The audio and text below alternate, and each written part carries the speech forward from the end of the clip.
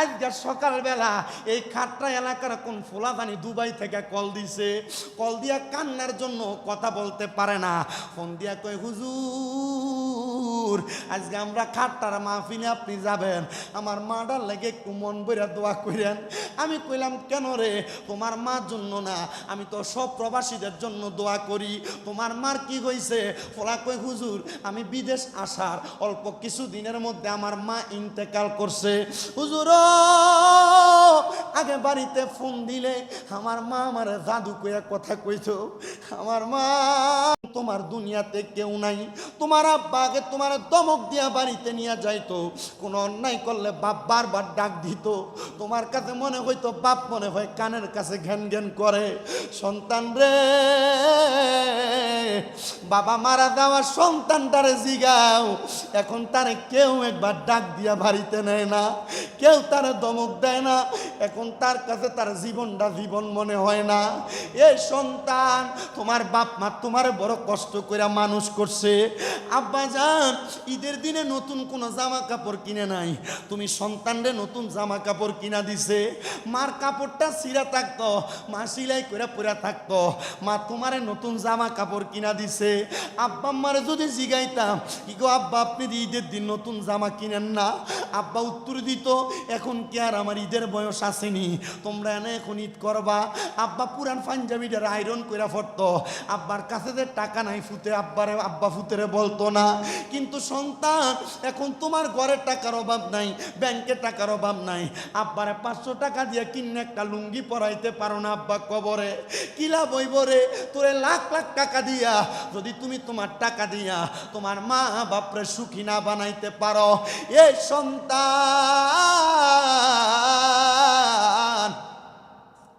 এ আমার কাট্টার বাবারা, তোমার মা তোমার কাপড় রাস্তার ভিতরে বাইন্দা 10-20 টাকা রাইখা দিয়া দিছে, আজকে ওই মা কবরে শুয়া রইছে রে, তুমি তোমার আম্মা জানরে একটা কাপড় কিনা পরাইতে পারো না, তোমার আম্মা আব্বা কবরে শুয়া রইছে।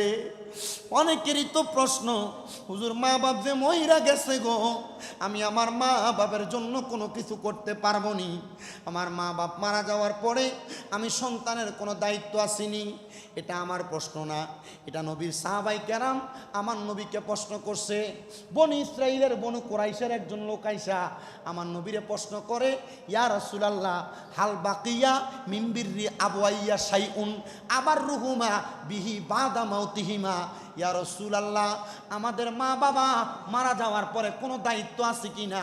সাহাবাই কেরাম আমার নবীরে প্রশ্ন করে, আমার নবী কয় কলা নাম, হ্যাঁ অবশ্যই দায়িত্ব আছে। ইয়া রাসূলুল্লাহ আপনি বলেন না দায়িত্ব কোনটা?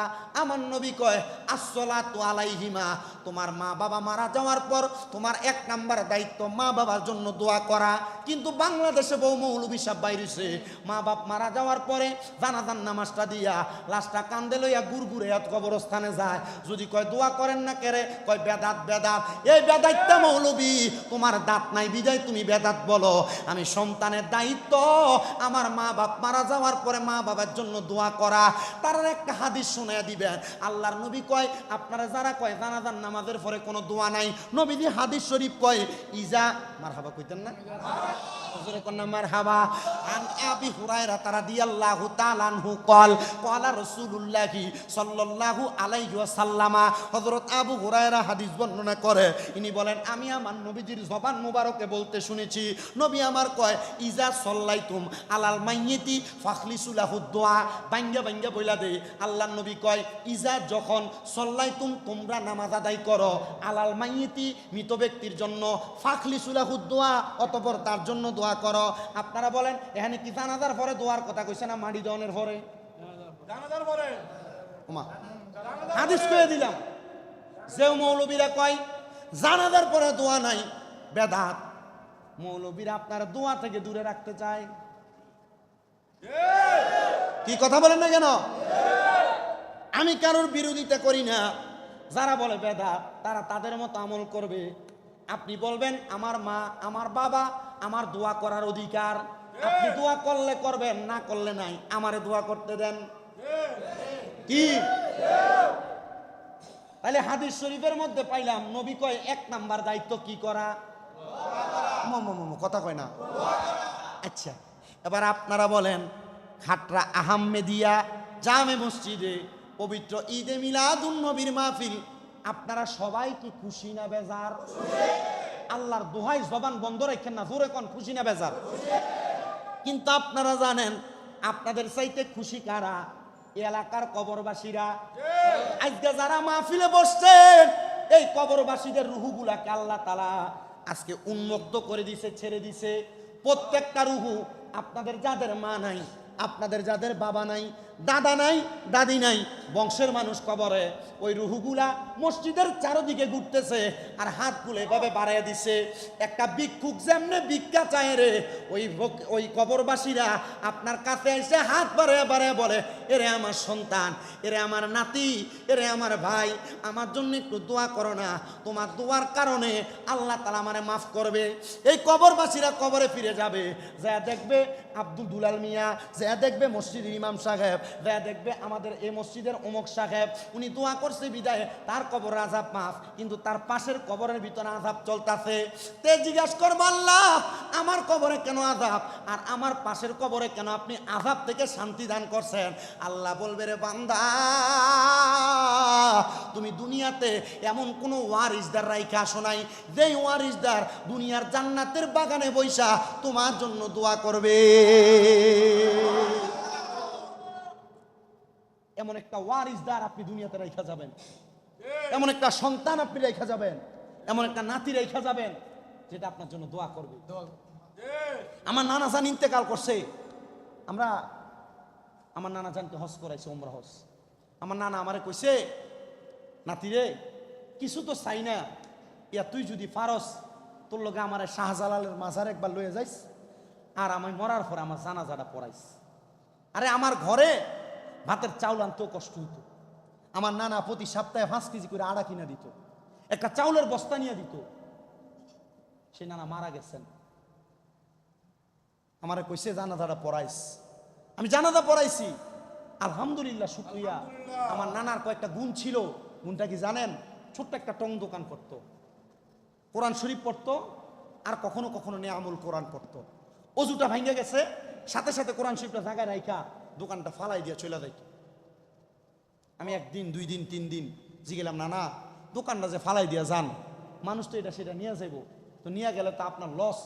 তারে বেটা ফতম কয়েকদিন নিত, যখন মানুষ দেখছে আর বুঝছে আমি অজু করতে যাই, মানুষ বুঝা ফেলাইছে আমার এনতে চুরি করলে তার লাভ নাই, উল্টা লস। আমার হাতগুলাতে ধরে বলছে দোয়া করিস। আমার দাদু ইন্তেকাল করছেন, আমারে অনেক কষ্ট হয়েছে আমি পড়ালেখা করতে, ডাক দিয়ে আইনাই না কাজে পাঠাইছে আমার আব্বার সাথে। কিন্তু মরার আগে আমার দাদি শুধু কইছে যে তার একটু আনস না, তারাবির নামাজ চলে। আমার বাড়ি থেকে ফোন দিছে, তোরে দেখতে কইছে, ধরে যায় পানি দিয়ে আবার তারাবির নামাজে দাঁড়াইছে, আবার খবর আছে তোর দাদি তো মারা গেছে। বড় কষ্ট করছেন, কিন্তু আমি এটা বিশ্বাস করি, আমি একজন নাতি, ওয়াজ মাহফিলে দিয়ে দোয়া করি বিদায়, আল্লাহ হয়তো আমার দোয়া আর আপনাদের দোয়ার বরকতে আমার বংশের মানুষ আপনার বংশের মানুষকে মাফ করার ক্ষমতা আল্লাহর আছে না নাই? কথা বলেন না, আছে না নাই? এই বিশ্বাস নিয়ে আজকে আপনারা বসেন। যারা বাড়ি ঘরে আছেন আপনারা এসে দেখেন, খাটরা আহমদিয়া মসজিদে প্রেমের একটা বাগান হয়ে গেছে। আশিকের রাসূলরা তাদের মার জন্য আর বাবার জন্য দোয়া করার জন্য বসে আছে। জোরে সরে পড়ি মারহাবা।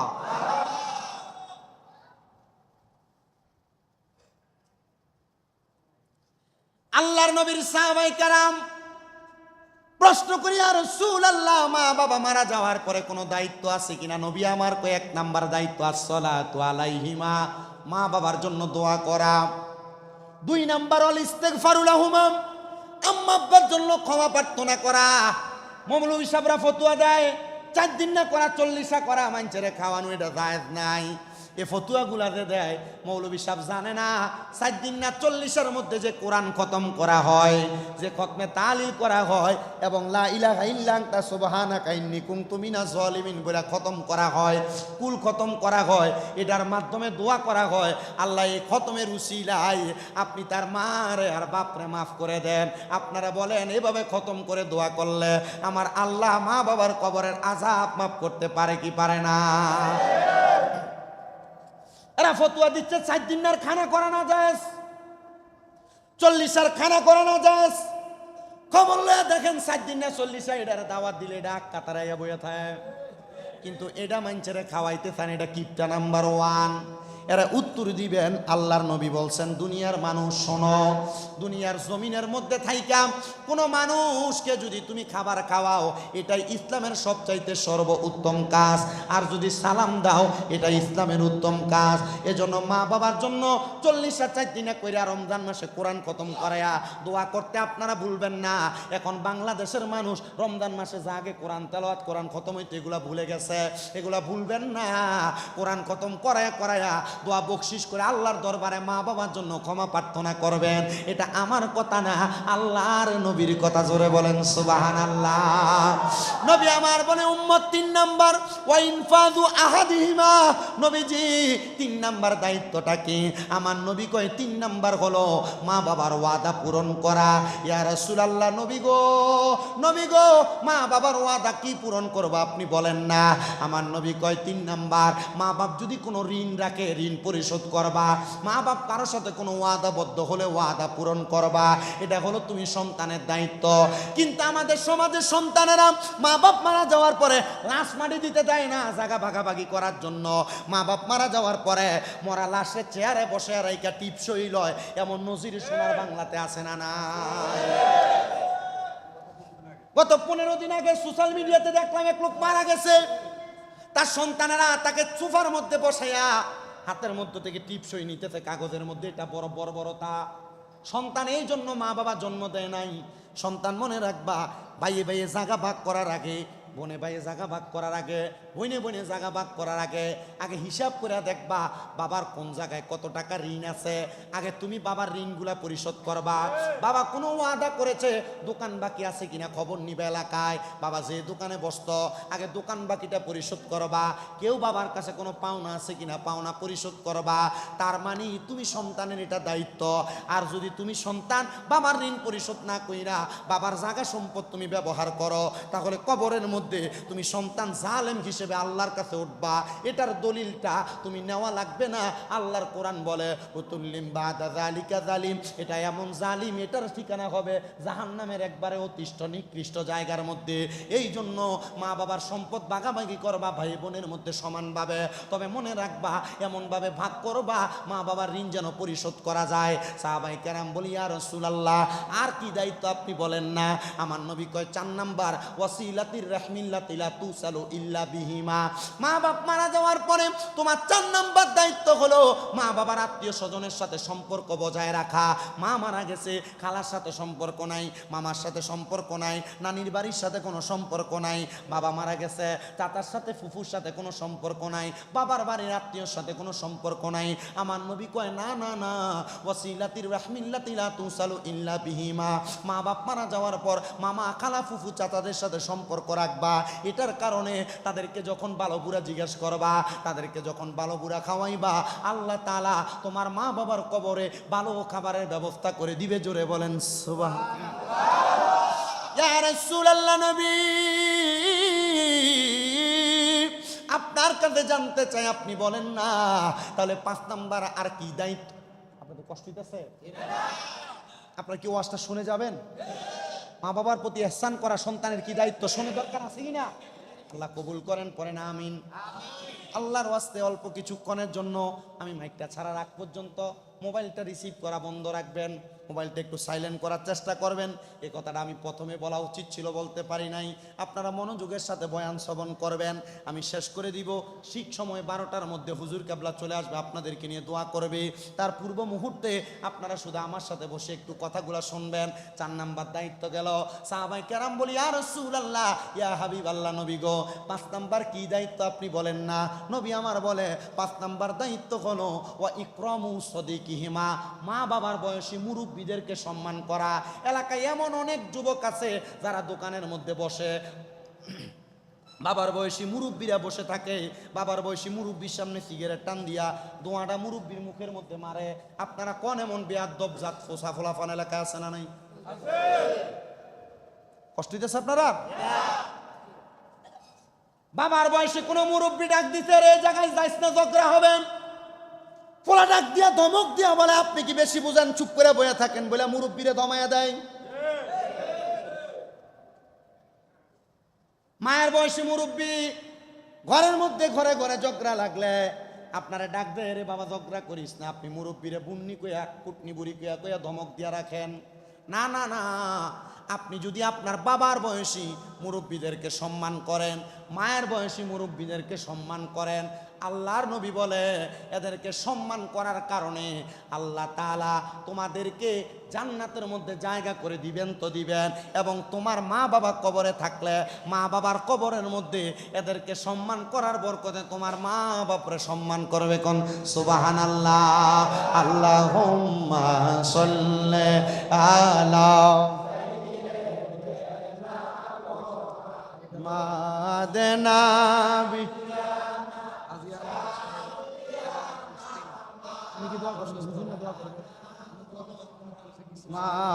মাদাল্লাহ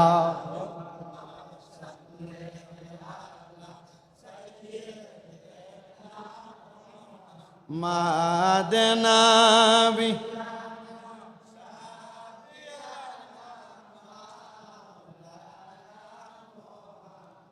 তাহলে আমরা হাদিস শরীফ থেকে 5টা জিনিস শিখলাম।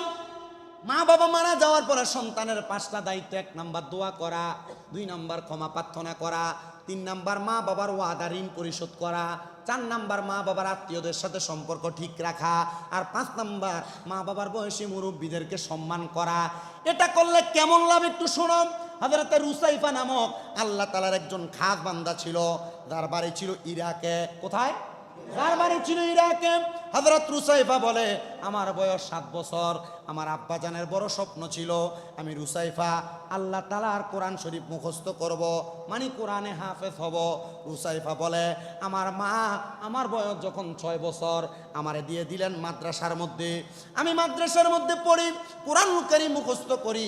আমি রুসাইফার আব্বা জান আমি মাদ্রাসায় ভর্তি হওয়ার পর ইন্তেকাল করেছি। হযরত রুসাইফা বলে, আমার আব্বা জান ইন্তেকাল করার পরে আমার আব্বা জানের কথা আমি ভুলে গেলাম আস্তে আস্তে। 3 বছরের বয়সে আমার আব্বা মারা গেছেন, আমার 7 বছর বয়সে। যখন আমার আব্বা মারা গেলেন আমি 3 বছরের মধ্যে কোরআনুল কারীম মুখস্থ করলাম, আমি হাফেজে কোরআন হয়ে গেলাম। হযরত রুসাইফা বলে, জগতের মানুষ কোরআনে হাফেজ হওয়ার পর মাদ্রাসা থেকে হাফেজ সাহেবদেরকে দস্তারবন্দি মানে মাথার মধ্যে পাগড়ি পরাইয়া দেয়। আমারে বলেছেন আমি যেন যাওয়ার সময় আমার আব্বা জানকে নিয়ে যাই। আমি বাড়িতে চলে আসলাম, আমার মার কাছে ডাক দিয়ে বললাম, মা, ও আমার আম্মা, আমার মাদ্রাসা থেকে বলেছেন কোরআনুল কারীম মুখস্থ করার কারণে আমার মাথার মধ্যে পাগড়ি পরিয়ে দিবে, আমি যেন যাওয়ার সময় আমার আব্বা জানকে নিয়ে যাই। রুসাইফা বলেন, আমি তাকে দেখলাম আমার আম্মা জানের চোখগুলা দিয়া বায়া বায়া পানি পড়তেছে। মা আল্লাহর দরবারে হাত বাড়ে, আল্লাহ, আমার স্বামীর বড় স্বপ্ন ছিল গো, আমার সন্তানটা কোরআনে হাফেজ হবে গো। আমি আমার সন্তানটারে কোরআনে হাফেজ বানাইছি। আজকে যদি আমার স্বামী দেখতো, আমার স্বামীর কলিজাটা বড় ঠান্ডা হইয়া যাইতো। ও আল্লাহ, আমার সন্তানরে আমি কেমনে বুঝাইতাম রে রুসাইফা, তোর আব্বা জান তো ইন্তেকাল করেছে। মা ডাক দিয়া কয়, বাবা, তোমার আব্বা জান তো কবরে, তুমি যাইয়া মাদ্রাসাতে বলবা তোমার আব্বা জান আসতে পারবে না, তোমার পাগড়ি যেন তোমারে পরাইয়া দেয়। রুসাইফা বলেন, পরের দিন সকালবেলা আমি মাদ্রাসায় গেলাম, মাদ্রাসার উলামায়ে কেরাম আমার মাথার মধ্যে কত সুন্দর করে পাগড়ি পরাইয়া দিছে।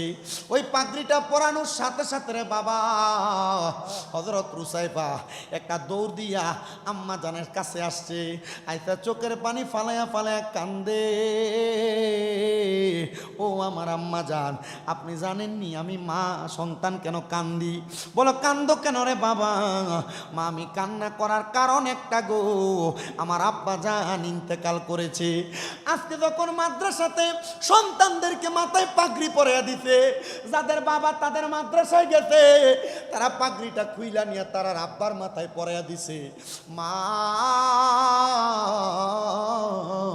আমার পাগড়িটা আমার মাথায় রয়ে গেছে গো, আমার আব্বা তো কবরে, আমি আমার পাগড়িটা আমার আব্বারে পরাইয়া দিতে পারি নাই। রুসাইফার মা ডাক দিয়া কয় রে আব্বা, যা রে যা, একটা সন্তান যদি তার আব্বা আম্মার কবরের সামনে যাইয়া পশ্চিমটা পিছ দিয়া আব্বা আম্মার মুখ বরাবর তাকায়া রব্বির হামহুমা কামা রব্বায়ানি সগীরা বলে দোয়া করে, ওই সন্তানের চোখের মণিকোটার মধ্যে একটা মাছির মাথা পরিমাণ পানি ছেড়ে দিয়ে কান্না করে, ওই পানিটা মাটিতে পড়ার আগে আমার আল্লাহ তাআলা তার মা বাবার জীবনের গুনাহগুলো মাফ করে দেয়। এ সন্তান, যা যা যা, তুই তোর আব্বার কবরের সামনে যা, আব্বার কবরের সামনে যাইয়া আব্বার জন্য কোরআন খতম করে করে দোয়া কর। সন্তান রুসাইফা বলে, আমি আমার আম্মা জানের কথা শুই না, আমি সাথে সাথে আমার আব্বার কবরের সামনে গেলাম। রুসাইফা ডাক দিয়া কয়, আমি আমার আব্বার কবরের সামনে যাইয়া কোরআন তেলাওয়াত করিয়া চোখের পানি বায়া বায়া পড়তেছে, এমন টাইমে আমার সামনে আল্লাহ তাআলার একজন বন্ধু, যার নাম হযরতে আব্দুল্লাহ মারুফ কারকি রহমতুল্লাহ আলাই, হযরতে আব্দুল্লাহ মারুফ কারকি আইসা আমার মাথাটার মধ্যে হাত বুলিয়ে দিতেছে। হাত বুলিয়ে দেওয়ার ডাক দিয়া কয়, এ সন্তান রুসাইফা, কান্দো কেন? কান্না করার কারণটা কি? সন্তান বলে, হুজুর, আমার আব্বা জান দুনিয়াতে নাই, আব্বা যদি থাকতো মাথার পাগড়িটা আমি আমার আব্বারে পরাইয়া দিতাম। মা দূর থেকে ডাক দিয়া কয়, রে রুসাইফা, আব্বা তো দুনিয়াতে নাই, দাও দাও আব্দুল্লাহ মারুফ কারকির মাথায় তোমার আব্বার পাগড়িটা তুমি পরাইয়া দাও। সন্তান রুসাইফা বলে, কোরআন খতম কইরা আব্দুল্লাহ মারুফ রুসাইফির মাথার মধ্যে আব্দুল্লাহ মারুফ কারকির মাথায় পাগড়িটা পরাইয়া দিছি। আমি কোরআন খতম কইরা বাড়িতে চলে গেলাম। বাড়িতে যাওয়ার সাথে সাথে আমার মা আমার দইরা বুকে জড়ায় জড়ায় কান্না করে।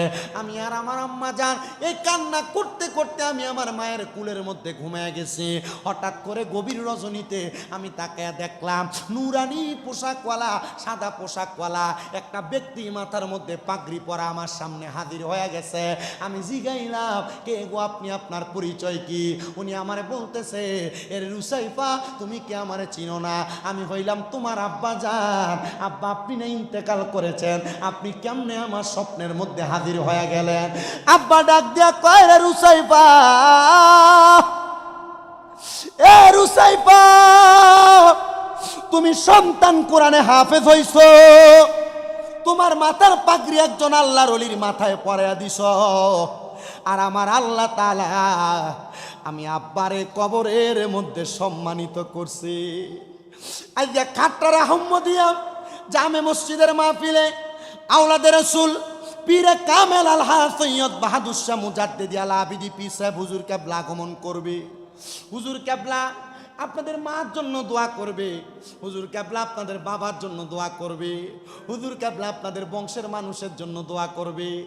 আপনারা তো কোরআনে হাফেজও হতে পারেন নাই, মা বাবার মাথায় পাগড়িও পরাইয়া দিতে পারেন নাই, মা বাবার জন্য হাফেজ হইয়া দোয়া করার সুযোগও পান নাই।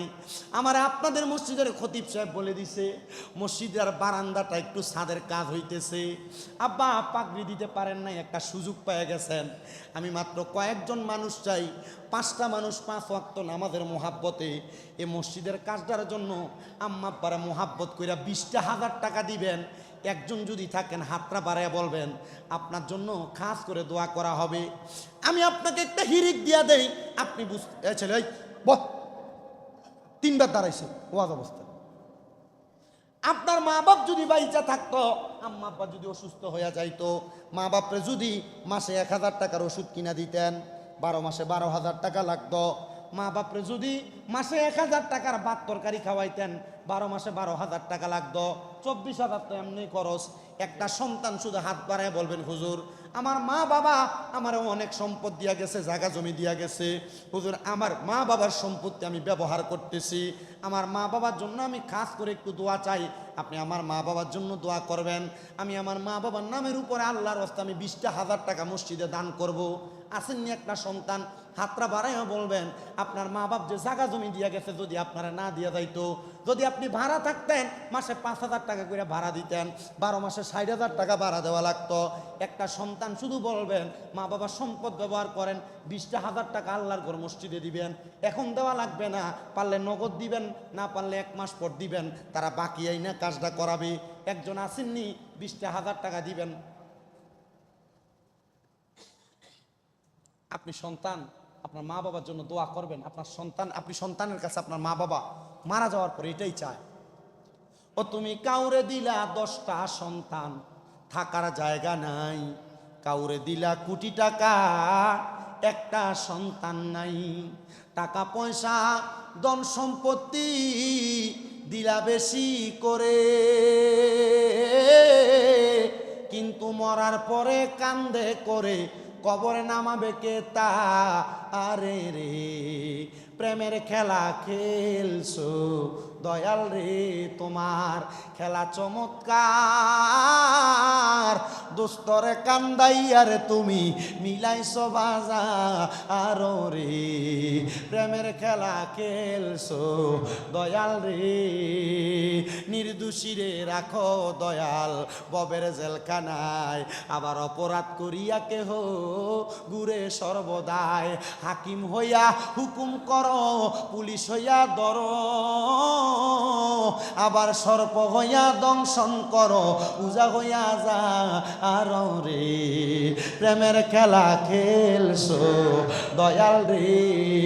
আসেননি একটা সন্তান 20,000 টাকা দেওয়ার মতো, 20,000 টাকা পারবেন না, 10,000 টাকা আল্লাহর ঘর মসজিদের জন্য, 20,000 টাকা পারবেন না, 10,000 টাকা দিবেন একজন সন্তান, একটু সময় দিবেন, অসুবিধা নাই, 1 মাস পরে দিয়েন, অসুবিধা আছে, বাকি আনবেন, এনে কাজ করাবেন, কাজ করে উনি দেওয়ার পর দিয়ে দিবেন, 10,000 টাকা দিবেন একজন সন্তান।